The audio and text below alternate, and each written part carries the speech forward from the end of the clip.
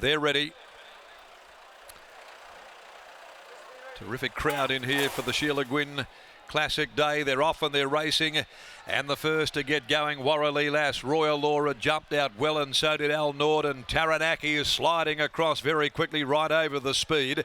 Right behind them, Covert Rose sent forward to sit outside of Gold Friars in the middle. Royal Splendor's going to follow it. Down on the inside, Savorsky and Holdout in that three deep line going out to Matheson Road. A length away, Lord Randolph, Queen of Jerusalem, and El Giro Del Mondo last. At the crossing here at the 1600, Taranaki, the former Queenslander, had taken over. Taranaki settled down a length in front from Royal Law. Back on the inside, travelling third is WARRALEA as they swing by Northerly Lodge over in the back. Covert Rose, beautifully placed by Pike here in the first part of the race. Al Nord next the rail, 3/4 Gold Friars, a length away Holdout, who's sitting three deep in running. Then on the rails, Savorsky, Royal Splendor between those, a little more than a length. Then El Giro Del Mondo, Lord Randolph, and last the mare Queen of Jerusalem. Out to the riverside of the course and going by the 1100. The former Banana Bender leads the way. Taranaki by 2 lengths, Royal Law. A similar margin, Covert Rose, camped on the outside of WARRALEA. A length and a half further away is Gold Friars. On the rail next is Al Nord. The tempo's been nice and steady here. Taranaki's got them running at the 800. Followed further back, Royal Splendor, Holdout, then Savorsky, Lord Randolph, El Giro Del Mondo, and last is Queen of Jerusalem. At the 650, Taranaki by 2, Royal Law, who's going to drag the others to the leader. A length and a half to Covert Rose. WARRALEA getting up on its inside. A good gap back in the field to Gold Friars, Royal Splendor, homeward bound, and Taranaki at the 400, the leader, about to be joined by Royal Law. Royal Law goes up now and quickly put paid to Taranaki. 2 lengths to Covert Rose, now being asked the question by Pike. She's on the outside of WARRALEA. Further back, Gold Friars, Royal Splendor, Royal Law at the 150, the leader. WARRALEA is coming in the middle though. WARRALEA about to join Royal Law. Covert Rose can't go on. Royal Splendor's coming late, but WARRALEA strikes the lead. WARRALEA won it from Royal Law. On the outside, Royal Splendor from Gold Friars, Covert Rose, Taranaki coming back at them on the rail. And then came Queen of Jerusalem. Then deeper out, Savorsky. Followed further back, El Giro Del Mondo, Lord Randolph, Al Nord, and last to greet the judge is Holdout. Number 5, the winner, WARRALEA, ridden by Shooter McGruddy. WARRALEA, targeted in the bidding. 6s into 420. She got onto the second line of the market here, WARRALEA. And she's delivered. The Playing God mare for trainer Steve Wolf, beating Royal Law and also Royal Splendor. Covert Rose probably fourth from Taranaki, who found its second wind and was coming back on the rail.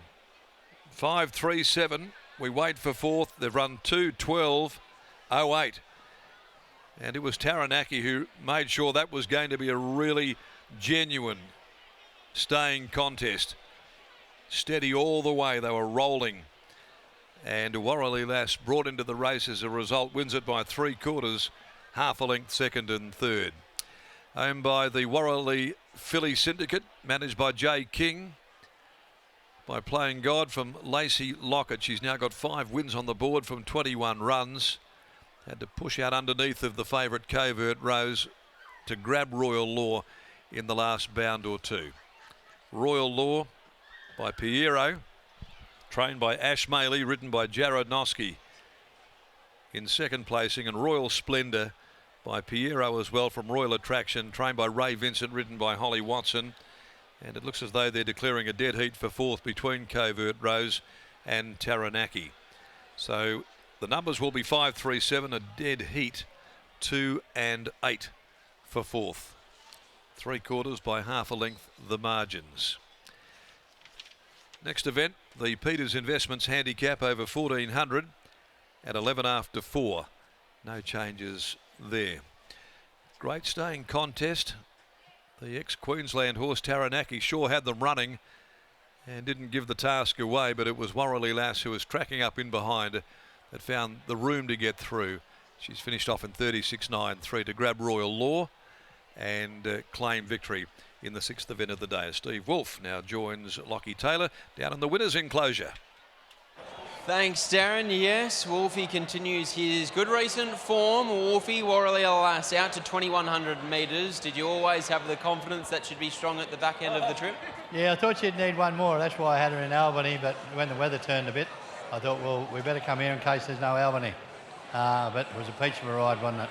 You know, Willie tried to hold him in and he held his ground and got the job done. She's a good staying filly. Was there cause for concern at all in running? As you said, Willie Pike attempted to keep Shooter in a pocket at one stage of the race, but once Shooter got into clear air, the mare found the line very, very well.